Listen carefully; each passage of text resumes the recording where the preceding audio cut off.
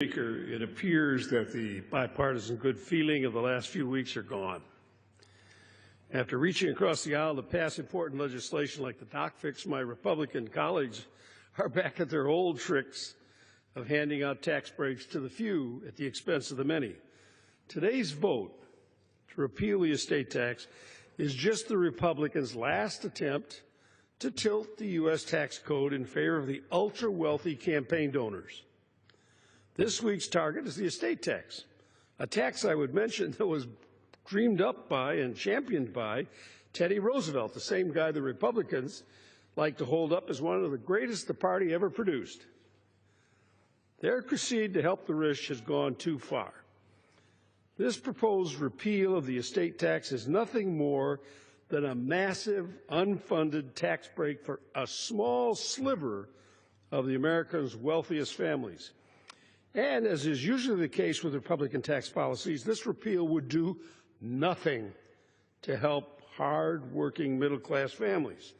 In Nebraska, 52 households would benefit, while there are 202,000 people living in poverty.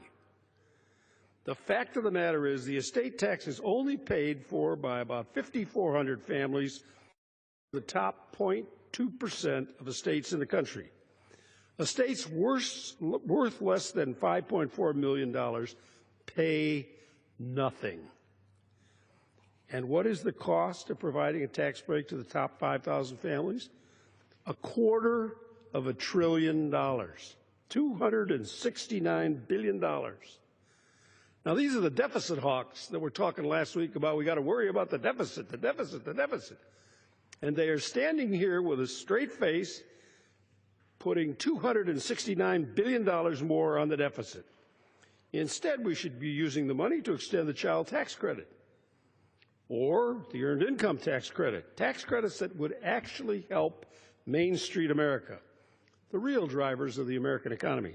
Or we could fund universal pre-K, or build new bridges and roads, or provide free community college to 9 million people. Now, my colleagues on the other side of the aisle will try and tell you the estate tax hurts family farmers. And my colleague who began this debate is talking about that, Mr. Speaker. They tell you the estate tax forces farmers to liquidate in order to pay the estate tax. Well, pressed to provide examples, as we did, family farms being forced to liquidate, my Republican colleagues pointed to a 15,000-acre farm they say had to be broken up for the estate tax.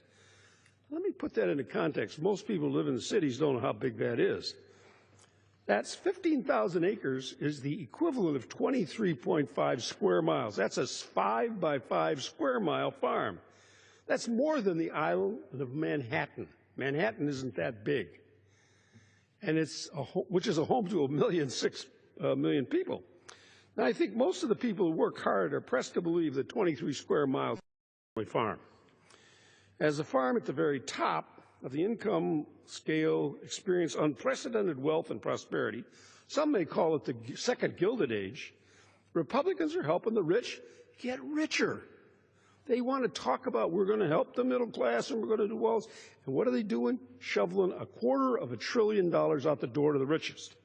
Repealing the estate tax will surely sow the seeds of a permanent aristocracy in this country.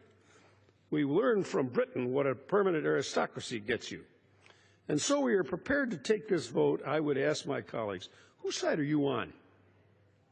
Are you on the side of working families in communities across this country who are struggling to pay the bills? Or are you on the side of the ultra-wealthy heirs who don't feel they need to pay taxes on the millions and billions that they were handed by their ancestors?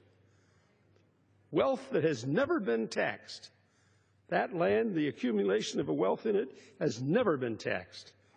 Now, I vote for the working middle class, and I hope that you will all vote no. I reserve the balance of my time.